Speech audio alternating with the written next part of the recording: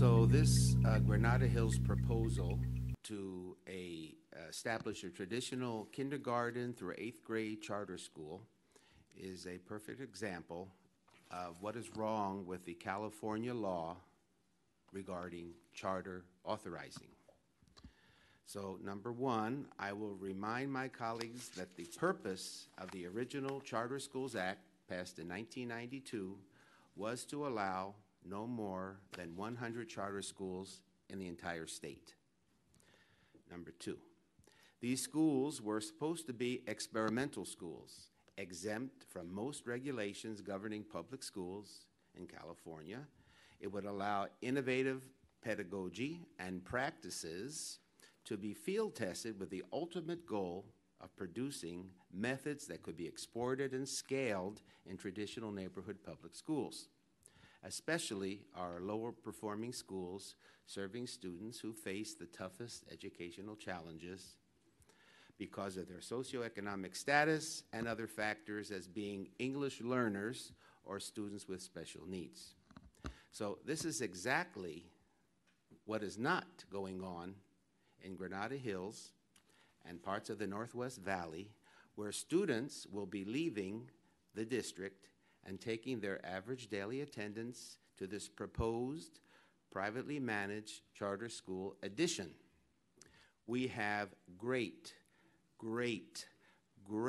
high-performing neighborhood elementary and middle schools in the same area. And while I suspect that the former LAUSD teachers and administrators who run Granada Hill Charters High School will create another high-performing TK to 8th grade span school, it's not a school that now is needed. When I recently met with Mr. Bauer, he was quite honest about the fact that one of the major reasons that parents were excited about this proposed charter is because admission will eventually qualify non-resident 8th graders to automatically matriculate into Granada Hills High School without having to compete in the lottery. This is not an educational strategy to lift some of our neediest students out of low-performing schools. This is really an end run on the attendance area that Granada Hills High School was established to serve long before it became a charter conversion. So I predict that the elementary students, who for the most part will be leaving our high-performing neighborhood schools, will disproportionately higher income and less racially diverse students with much fewer special needs.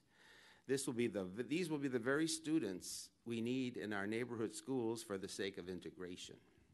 If our lawmakers were not so afraid or beholden to the California Charter Schools Association, we would be able to say no to this proposal. We would be able to look at all the intended and unintended consequences of this decision.